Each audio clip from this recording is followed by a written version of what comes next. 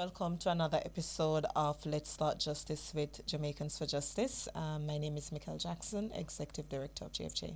And I'm Jade Williams, Policy and Advocacy Specialist at JFJ. All right, so tomorrow is Ash Wednesday. Let's focus on that celebration for tomorrow. All right, and it's the beginning of the Lent period, and the Prime Minister has called on Jamaicans to offer a word of prayer in light of some of the challenges facing the country. And so it's a restful day for some of us tomorrow. Yes, for some of us. All right.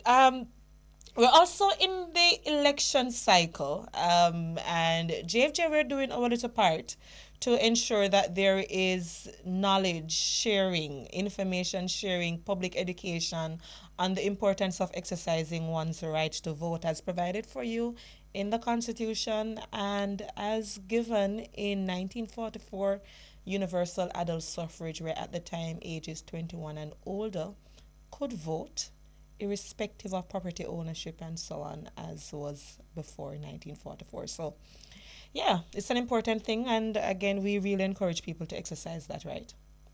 Correct, Jade? Absolutely correct. And you will be voting on February 26th? I will be joining the ranks of voters, yes. For the first time, based on what you're saying? I will be keeping that information confidential. Thank you. You said he'll be joining the ranks. I'm just picking apart words. Not fasting in a business Did at not all. ask for your analysis. Thank you. All right, but we certainly encourage people to. And we're going to be joined by Carol Narcisse just to break down what is provided for in the legislation and to give some insight on people understanding the difference between central and local government. And we're also going to be joined by Mr. Glasspool Brown of the Electoral Commission of Jamaica. He is the Director of Elections with the ECJ, and he will share some insight on making that list who missed it for the upcoming election. Not February 26th, that ship has sailed, but he'll be giving some insight on what to expect on February 26th. So stay tuned. Yeah? Absolutely. Okay. In terms of what happened for last week, let us focus a little bit, because some of what happened for last week we'll touch on today's topic. But what is happening this Thursday, which is of importance for JFJ, is that the Governor General Sir Patrick Allen will be sharing his throne speech, which is the annual speech that does the ceremonial opening of the Parliament. And that throne speech, it sets the legislative agenda for the legislator, the government, what they intend to achieve. And it basically provides, again, the opening of budget debates. So you'll get a sense of what the budgetary framework will be for the government for the 2024-2025 parliamentary period. Why is that of interest to JFJ? There are a couple of things for us. Through Jade's leadership and the input of the team, we drafted our policy agenda for 2024. And that policy agenda, it sets our own advocacy framework, if you will, or advocacy agenda, I should have called it, yes, for the year. And, we're going to be continuing the dialogue and our advocacy efforts on some areas of concern, suggesting around rather mandatory minimum sentences, the excessive nature that we have seen the government proposing, areas around child rights. And I know, Jay, one of the areas for you that you had flagged is how children are dealt with within the context of bail provisions and so on, yeah? Yes, absolutely. And we're going to be focusing on issues, sexual and domestic violence. But within the context of the throne speech, last year, the Governor General, when he opened the Parliament, there were 37 legislation that were proposed, pieces of legislation that were proposed. How many did they accomplish, Jade? Not 37. How many? 19. 19. 19 of 37. And keeping in mind, in that 37, not all were new pieces of legislation to be introduced. It was continuing work that would have started maybe the year before or 2 years before. And perhaps if we had done a more detailed review of what happened last several years, the numbers would be suggestive that Parliament needs to really shape up in what they are accomplishing. but outside of that, what struck us at JFJ last year with how Parliament operated is the level of not being prepared for the joint select committees. Not all members attended joint select committee sittings.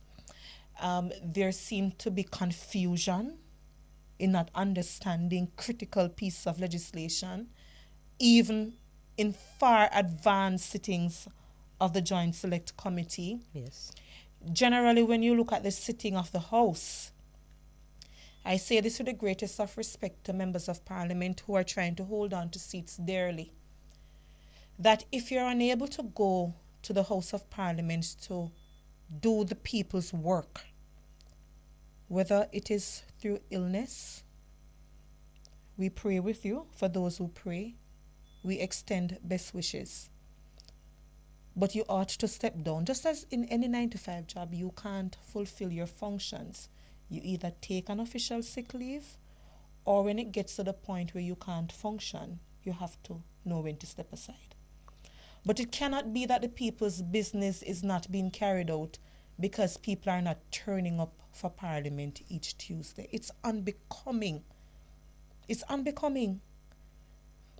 We offered an opinion piece in the Jamaica Observer on Sunday, and we frankly put it that this lazy backbenching approach that we have seen, where people are thumping on the benches of Parliament just in blind support of political parties without preparing, it ought not to be.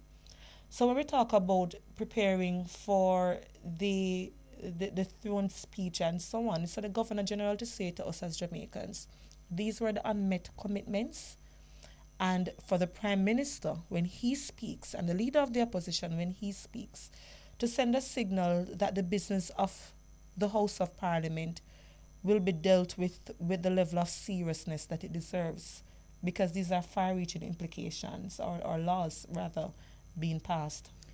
Absolutely, Michael. I have to underscore what you said, particularly as it relates to the joint select committees. Having presented to several of these committees over the last 2 years or so, and to see a report coming out of a committee where the final recommendations weren't signed by almost half of the members, where 2 members didn't attend any meetings whatsoever related to that committee, and to think that this is now legislation being considered by our Parliament.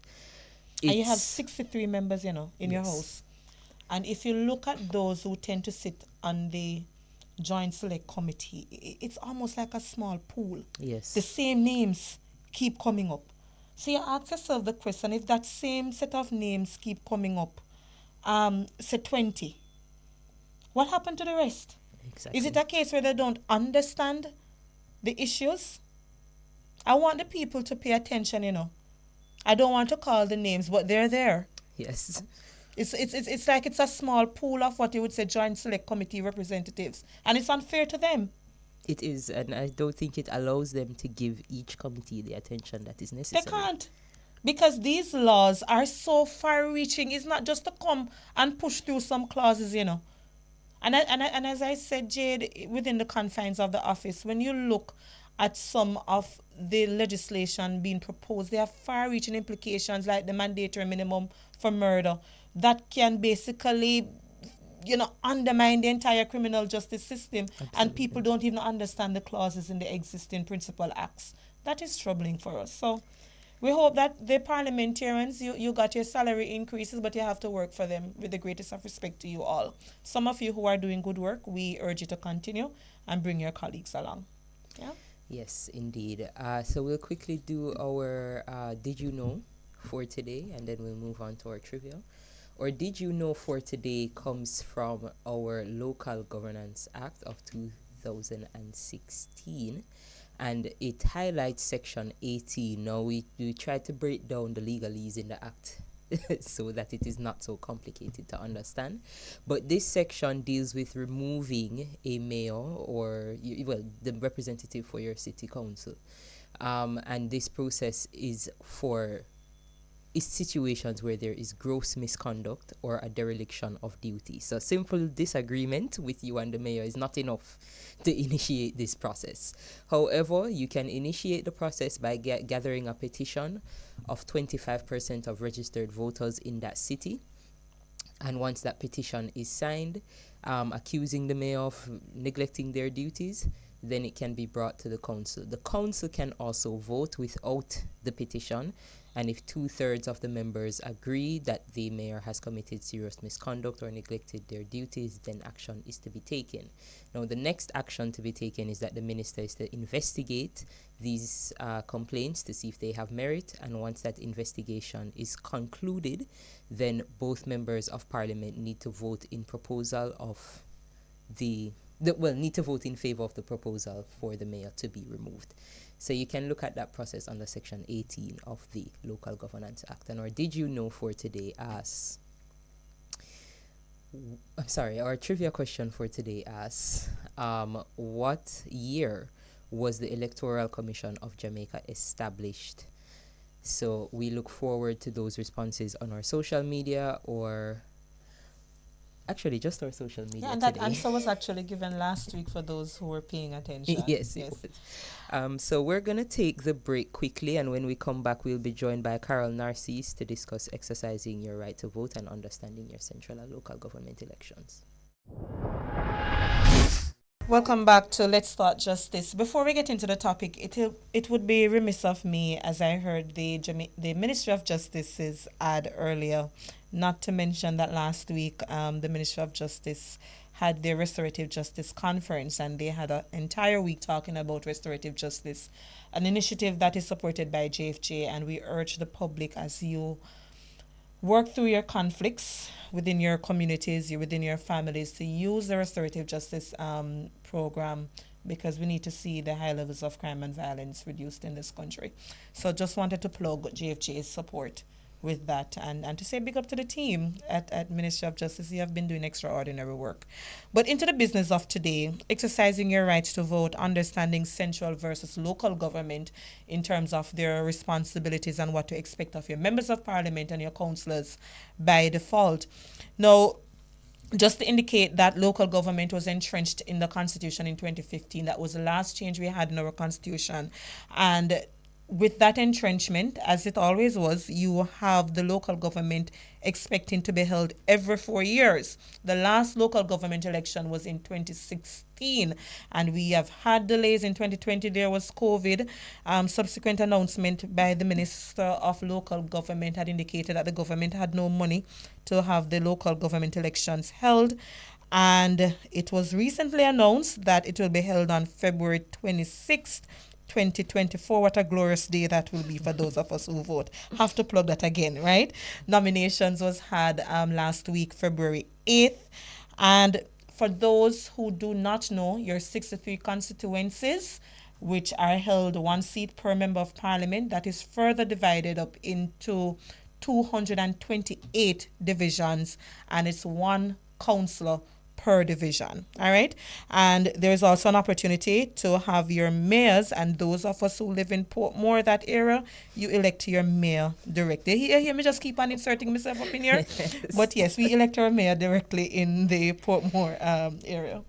Yes, so our local government representatives play a crucial role in addressing the needs and concerns of our communities, and they should serve as intermediaries between the citizens and the government that advocate for local interests, implement certain policies, and oversee the delivery of essential services within their jurisdiction. Now, that includes a lot of different things, and we are going to talk about what those things are with Miss Carol Narcisse, who I believe is on with us now. Carol? Hello. Hi, hello. Thank you so much. We saw this really, really good tweet from you. Yes. That sought to provide some information on the Local Governance Act and what to expect from your councillors. So just throw it open, why is local government important, and having that understanding based on the topic that we're hoping to discuss today? All right, and thank you for having me on.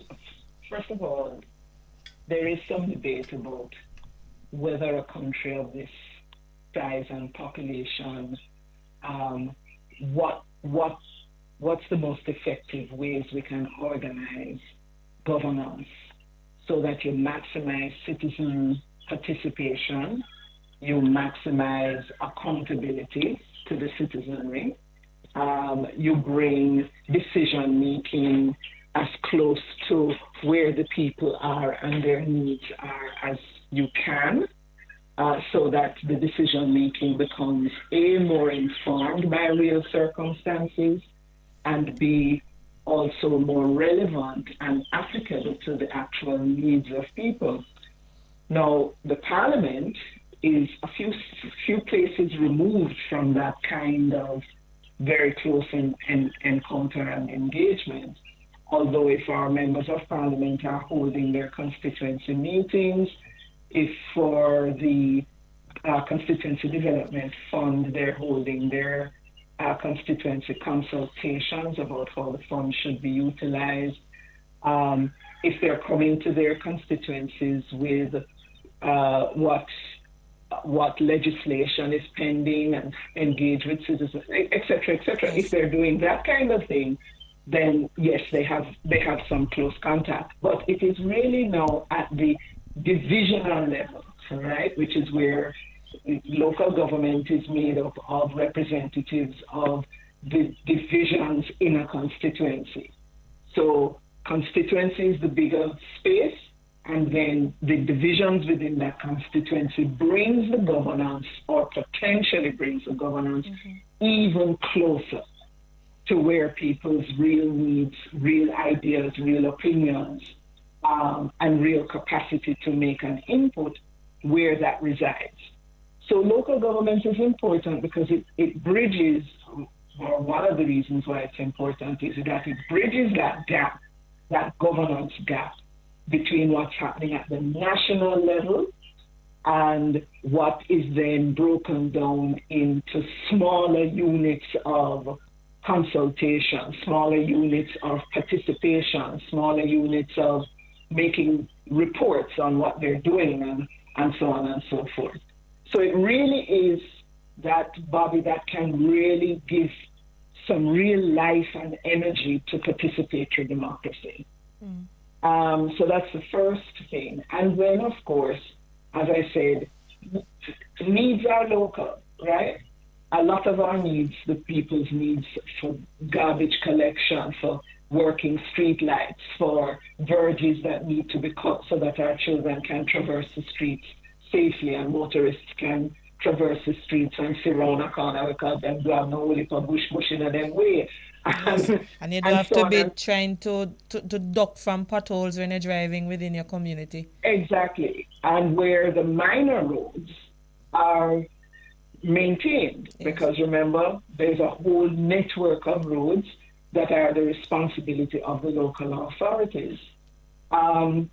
So the local authorities really have quite an expansive obligation. Sorry, these roosters that you might be able to hear no time in the background. So we know that the local authority gives permits for buildings. That's part of their responsibility.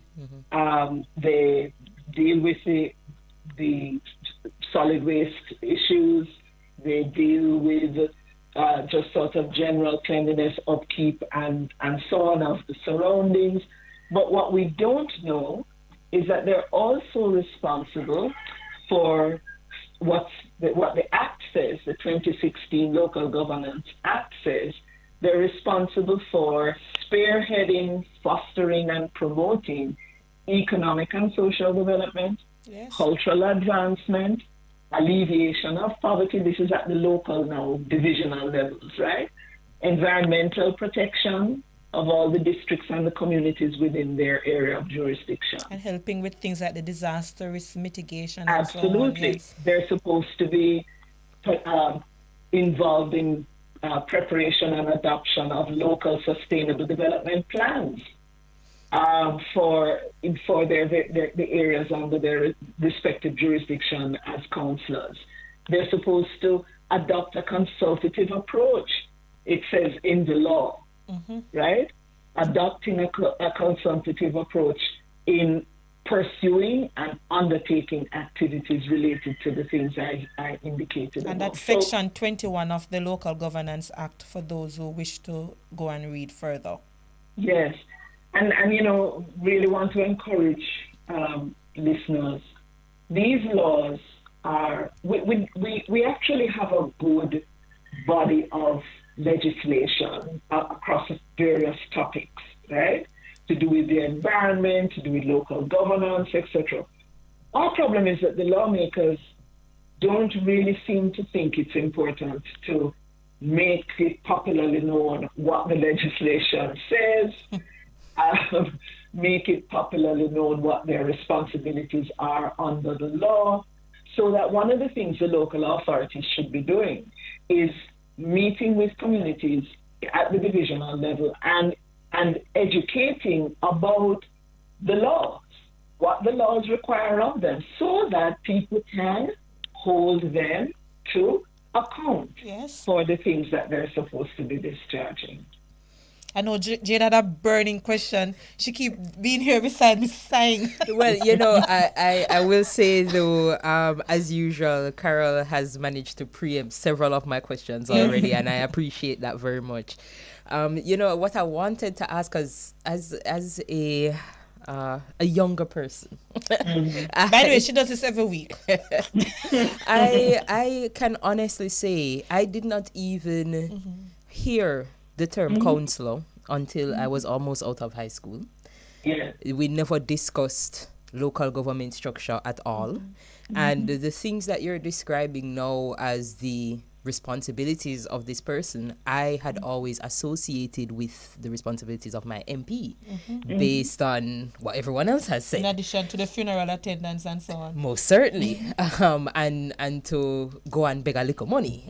So I wonder what you think about this perception and how can we restructure our thinking about these responsibilities? All right.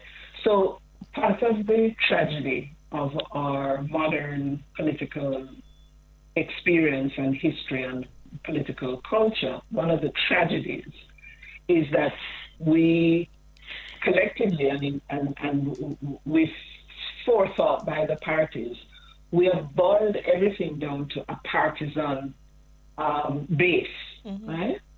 And governance now becomes governance with not for the people and with the people, but governance that is partisanly driven. Governance that, so the local authorities become the handmaidens of the parliamentarian, right? So the MP, etc.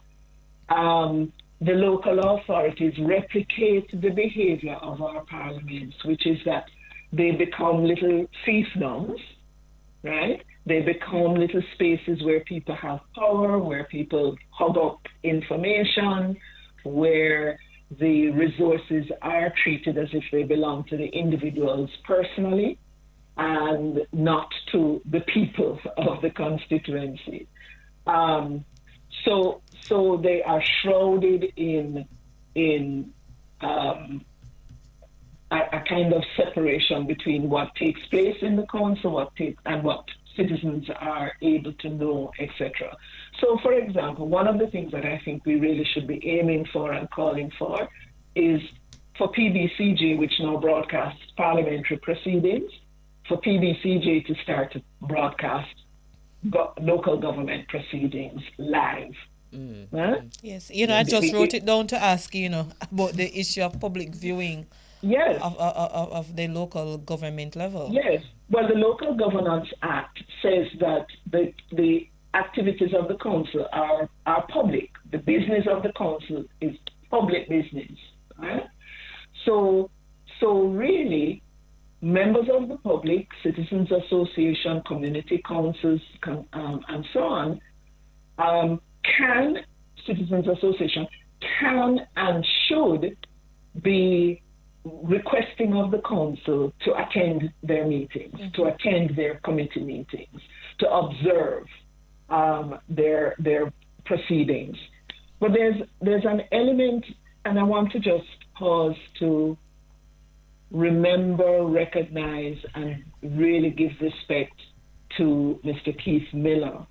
Mr. Miller, who was very instrumental in the local government reform process, a real visionary around how local government could be reformed to make it more transparent, to make it more accountable, and to make it more participatory. And so the local government reform process went on for several decades, all right? Out of which have come things like the 2016 Local Governance Act. And one of the things that, thanks to Mr. Miller and his colleagues, the Local Governance Act includes is a provision for the establishment of local public accounts committees. Now, you know the Parliament has a parliamentary accounts committee, right?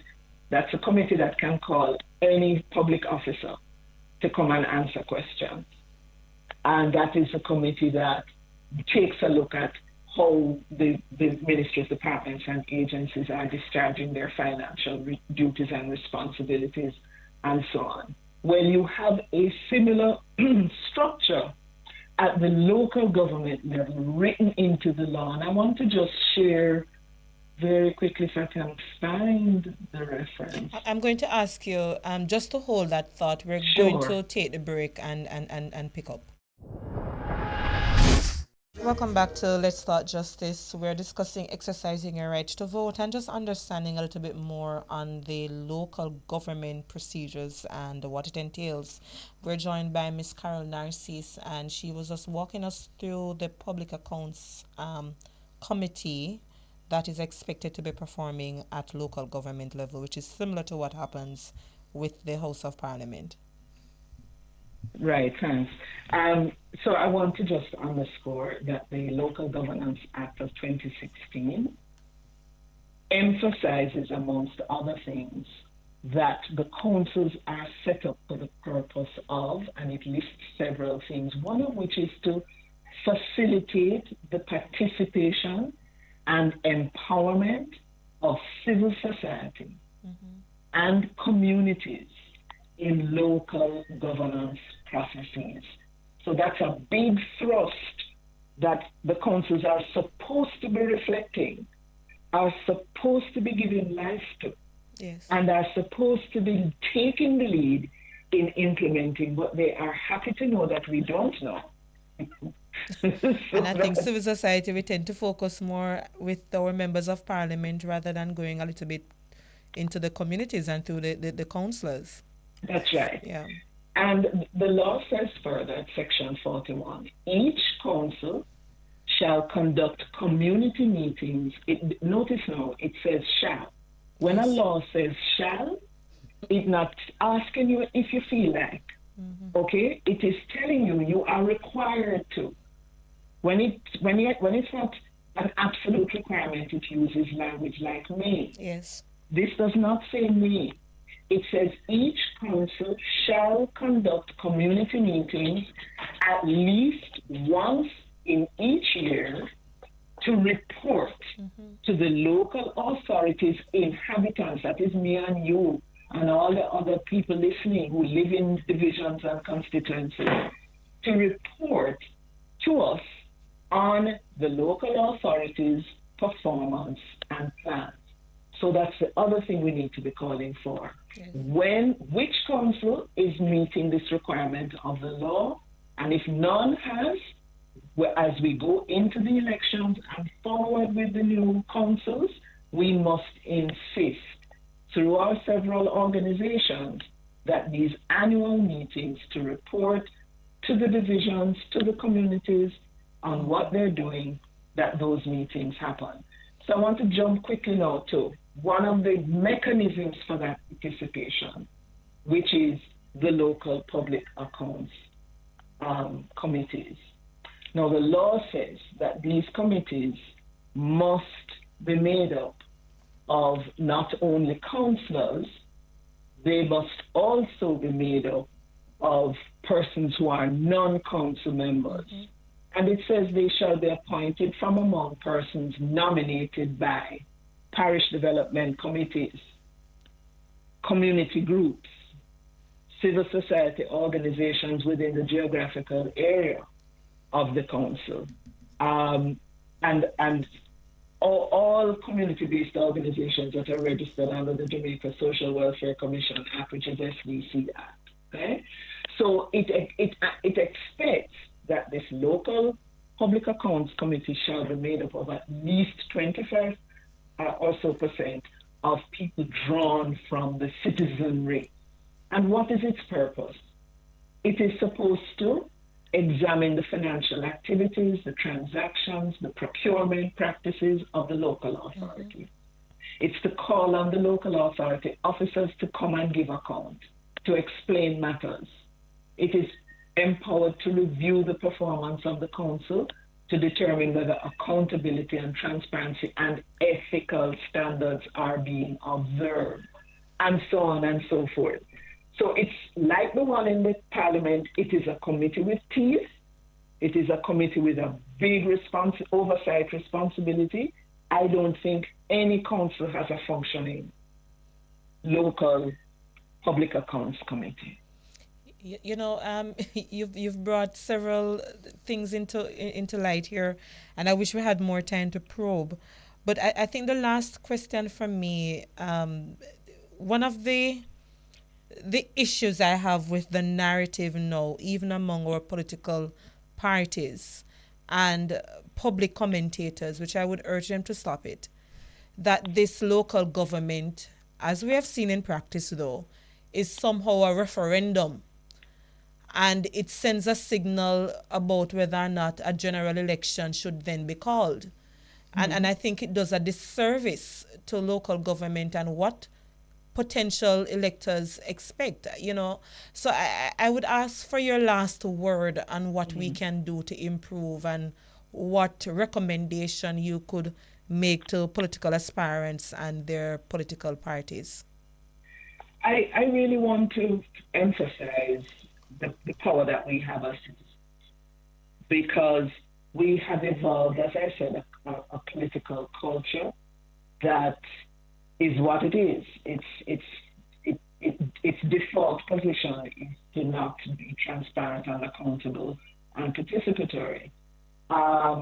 Its default position tends to be rigidly operating along partisan lines and so on, not driven by the next election's prospects or the staying in power, more than driven by the ultimate and absolute welfare of the citizenry. So really right now the ball is in the court, two courts. One, we must familiarize ourselves with the law, and we must ask questions of our councils as to how they are observing the Local Governance Act, and if they're not, why not, and by when are they going to establish the relevant committee. Two, all elections are, in a sense, a referendum. You're not going to get away with that from that, right? So it's been what, 8-9 years since we have last been able to elect local representatives. Yes. And even that is telling about how what we think about local governance, because there are divisions where the representatives have been dead for several years and no by-election held.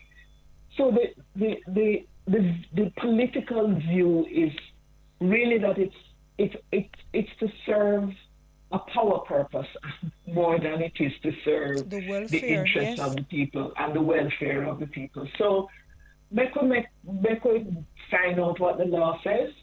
Let us, citizens associations, neighborhoods watch, community councils, parish development committees, NGOs like JFJ, all of us, let us, for the next period of local government after the election, let us, as I said in the tweet, be resolute in saying, we know what the law says that you're supposed to be doing, and we're actually trying to see where you're doing it. And okay, you're doing this part, this part, this part, but we'll come to insist that you do this, this, this, and the other. Absolutely. And especially the aspects that are for citizen involvement, citizens participating in the council. The law envisions that we have an active role in the business of our council. And we must, for this next period, we must exercise that responsibility. We must be clear that voting is important, but it is not sufficient to deliver the good governance that we desire and the benefits to the people that are necessary and desirable. That will come when we get in the fray, when we ask the questions, when we attend the meetings, when we insist that the structures be set up, and when we actually make the structures work. Right. Thank you so much. That was Carol Narcisse breaking down, the importance of local government and some of the things that we ought to be aware of, but we aren't. But we're glad for the information. Thank you so much, Ms. Narcisse. Thank you for the opportunity. And we have Yes, so we are now joined by Mr. Gaspol Brown, who is the Director of Elections at the Electoral Commission of Jamaica, and we're going to be talking a bit more about February 26th in particular. Mr. Brown, thank you so much for joining us. Hi, good afternoon. Good afternoon. Now, before we ask you the specific questions, just to our listeners, some startling statistics. Well, I don't know if they're startling, but they're there, coming from Blue Dot polls commissioned by CVM and Nationwide, saying, for example, only 39% of those who were interviewed have some intention of voting, and 61%, I believe, are not aware of who their mayors or their councillors are. So, Mr. Brown, what is the plan of ECJ in improving some of the, the education levels about local government and the importance of voting? I know you have a campaign. Can you quickly mention what that is? Okay. Just, but 39% will be an improvement over 2016. In 2016, 30.6% was the turnout. Yes. So it will be an improvement. Certainly, what we have a campaign that we sort of encouraging persons as to why they should exercise their franchise, as why they should be a part of the process. So we are getting that out starting this weekend. But that what we can do. Our main mandate, though, is basically to execute the election. So to put in the plans in terms of the operationalization of what ought to be done on election day. So that's our main mandate. But given what has been happening over the years in terms of, if you look at the trend, we have sought to spend some time this year in preparation to embark on a program just on social media, so in terms of traditional media. More so in terms of messaging, giving people some message out there in terms of why a person should be a part of the process. We're going to take the break, Mr. Brown, but upon the return, if you could just walk us through what to expect on election day. People like me wake up from 6 o'clock excited. So what time the polling booths and so on will be open and what time they will be closed? Walk us through that process when we return. Welcome back to Let's Talk Justice. We are talking about our local government elections, and we are currently joined by Mr. Gaspol Brown, the Director of Elections at the ECJ. And you were just about to tell us the procedure for the 26th. What time are we expected to be at the polls? When do they close? And what can we expect on the day? All right. The polls open at 7 a.m. and it goes up to 5 p.m. So what will happen is that on the day itself, what you need to do first, before the day, is to determine where is your polling station. Mm-hmm. You can get that information. One of three ways you could get that from us is to make contact with your local EOJ constituency office, or you could call our call center at the EOJ, our head office at 43 Duke Street, or you could go online. You could go at www.ecj.com.jm. Then you will follow the instruction. You just click on query. follow the instruction which will guide you in terms of taking it to the page that will tell you where your vote is registered. Having done that, you know which polling station you go. You enter the polling station between 7 a.m. and 5 p.m. When you enter that polling station, there's a presiding officer. The presiding officer will ask you for your ID card. If you have your ID card, it make the process much faster.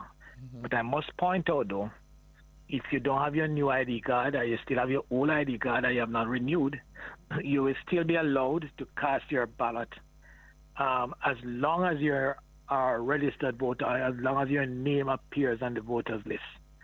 So when you go, the presiding officer will then satisfy him or herself that you are the person that is reflected on the ID card or on our voters register. The presiding officer will then give you the necessary instruction by indicating to you the different candidates on the ballot, point that out and guide you, show you how to fold your ballot, then direct you behind the voting booth. After you have completed the process, the presiding officer will tell you that on returning the ballot to him or her, you refold the ballot. In order, you must not expose your vote. Nobody else should know who you vote for. It's a secret ballot, yes. Secret ballot. Then you come back, hand that ballot into the presiding officer. Then they will, the presiding officer will ask you to dip your finger in the ink. Having done so, then you wait until the presiding officer puts your ballot in the ballot box. Then she will greet you, and then you can leave for the rest of the day, and then you can just sit down with the result in the afternoon. All right, thank you so much for that.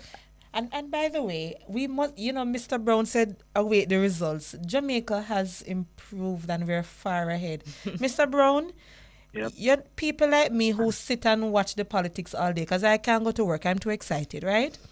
And you see the results coming in and so on. And by what time you know who control, certain divisions and so on, who win the election? What is the estimated timeline normally? Well, we are projecting that by 9 o'clock you see a clear trend. You can start put the pot cover them together and so on with excitement, yeah? Yeah, you should see a good trend by 9 p.m. We might not get a final result, but you should be able to see a good trend by 9 p.m. We're not like other countries, Jade, where all the next day you did this. Yeah? Right? Still counting. Maybe after that too. Yes, that's true. And we have simple ways, by the way, of resolving whatever queries or disagreements there are. Yes. That's correct. Yes. Well, I wanted to ask though, if we observe something irregular on voting day at the polling station, is there a procedure for reporting that, and how would that go? Yes, there's a procedure. There are certain, if you go through the ROPA clearly indicates what are the breaches. Sorry. That if the person are involved in those breaches, that they can be criminally charged. And that's the Representation of the People's Act. That's correct. And then if you at the police station location, we have what is known as a supervisor that represents the EOJ. So that you can bring it to the attention of the EOJ's rep, and then they will be able to deal with whatever infraction that you might see and see how best you can. If it's a criminal act, they will turn it over to the police. Will be at most police stations this year. There will be some level of presence there in terms of the police or members of the Jamaica Defense Force. And what can we wear on election day? Or orange, green, black, white? Are there any guidelines? Yeah, there's a guideline. It says that if the representative of the People's Act indicate that all campaigning should stop 48 hours before the taking of the poll. So what we say that we won't stop you from wearing your colors, but we will stop you, or we will say to you, or to the persons who are coming, don't wear anything that has any sort of slogan on it in terms of, because that to a certain extent is campaigning. So therefore you must not. Why we allow you to wear the colors, but we encourage our voters not to wear anything with any slogan and anything that will sort of connotate some sort of campaigning. So no fist, no bell, no head. No, well, you can wait until you exit our police station. Yes. I had one final question for you. For those persons who are missing this hurrah and have not been added to the voters list as yet, when can they expect to be registered? All right, we have what is known as a continuous registration system in Jamaica. So therefore, you can enter upon our constituency offices any day, any business day, and seek to get registered. The next list will be published in June this year. So in other words, if the general election is not called before then, called in July, as long as you register by June. Right, so you have to, at the close-off point, you have to get registered by the end of April. Okay. So we use May and so on to do the necessary confirmation, finalization of that registration. So if you want to get on the June list, you need to come in and get registered before the end of April. Great. Some of my students listening, Mr. Brown, and I tell them to go and go to the EOJ's office, right? And to our listeners, please join us in this excitement of exercising our right to vote. Any last word from you, Mr. Brown, as we close out? Just to encourage that you started there, encourage persons to be a part of the process. When we prepare for election at the EOJ, we prepare with 100% turnout. And therefore, when you have a low turnout, it means that a significant amount of money, which is the taxpayers' money, would have been wasted in preparing 100% of ballots, etc., etc., etc. So therefore, we urge our citizens, as long as they're on the voters list, be a part of the process, because any decision that is made, it can have far-reaching implication in terms of what happens at the local level. Yes. And I do encourage people to be a part of the process. That's a right that you have, and so ensure that you exercise that right. Great. Thank you so much, Mr. Brown. We appreciate it. And once we see some of those social media posts, JFJ's platform, of course, will repost. All right. Thank you. Have a good day. Same to you. Bye-bye. Good. For those who are listening in, just to indicate the difference between the Electoral Commission of Jamaica, which is a commission of Parliament, reports to Parliament. That's where the 9 commissioners sit. Then you have the Electoral Office of Jamaica that does the day-to-day operations of ensuring that they're prepared for elections and so on. So I realize that we're using the ECJ versus the EOJ, so I felt it necessary to clarify. And if you could clarify one more thing for our listeners. Let's hope I know. It's They don't put me on slap. It's something you definitely know. It's for high schoolers right now. What is the difference between the central and the local government election? Okay. Well, election or process? Process, yeah. What is the difference? Now, when you talk about your central government, that is where your ministries and departments and agencies reside.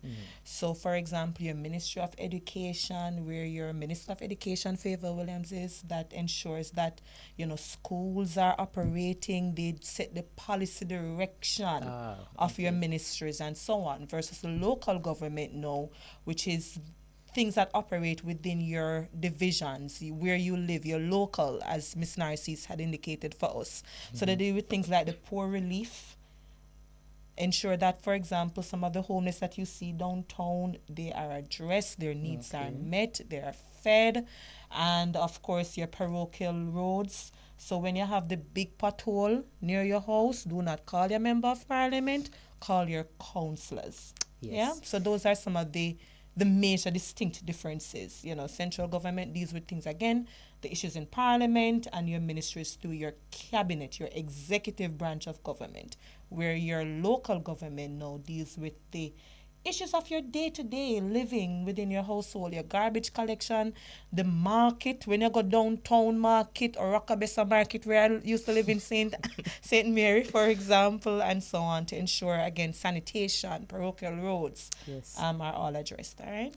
Thank you so much. I want a selfie challenge on February 26th. And the selfie challenge, you need I'm not good at social media. But like each time I vote, again, I wake up from 6 o'clock in exam. But I need my purple finger. Let's do a selfie of those who are voting. It's so important. Not only, again, this is a hard fought gain for us. It's important, and it lends that sort of legitimacy to your government. And I dare I say to our members of parliament, you cannot keep facilitating overlapping your roles with your councillors because you want to win and gain access to Garden House. And then you come and bemoan about how hard you're working and people calling your phone at 2 a.m. You facilitate that. Let the councillors get the job done. Yes. It's far too important. Absolutely. So that is my challenge to our ministers. You say, listen, me love these things, you know. I know this is the most excited I've seen you in months. Oh, really? Yes. That's not true. Well, I will we'll certainly talk to our outreach and engagement officer on your selfie challenge. See if we can't get persons. Hashtag something. Yes, and maybe tagging us. Maybe If we you can think you do behave like you're younger than me, you still can't come up with a proper name. maybe we can do a random raffle and pick out someone who has tagged us or Yes. used the hashtag and send them a little something Absolutely. from JFJ. We do have a winner for a trivia question, which was about the Electoral Commission of Jamaica, which would have been established December 1st, 2006. The winner was Edith Rose, so we'll reach out to you via DM on Instagram. Just a last comment from me before you close out, Jade. When we were speaking, I hope people were paying attention to some of the gaps that need to be fixed. This protracted delay that is permissible with our local government needs to end. We are making representation before the Constitutional Reform Committee on that. Just as though general elections are safeguarded, they must be held within the 5-year period unless there's some emergency. Yeah, it can't be delayed. It's the same type of safeguard we need. This nonsense of having several divisions, not having representation ought not to be. People resign. At one point, somebody's both a councillor and an MP. It can't be. So we need to be looking at these things in a serious way. And I hope for those, several people WhatsApp me personally to say, Michael, you need to be asking these sort of questions. I hope those questions were answered with the expertise and the guidance of Carol Narcisse as well as Mr. Brown. Very good segment in my opinion. I have but to I'm agree. quite biased. I have to agree, and we'll certainly be taking some clips to put on our social media accounts so you guys can engage more easily with the information. We are at the end of our time. We are over time. Thank you all for joining us, and we will be back next week. Enjoy your holiday tomorrow. I'm Jade Williams. And I'm Michael Jackson.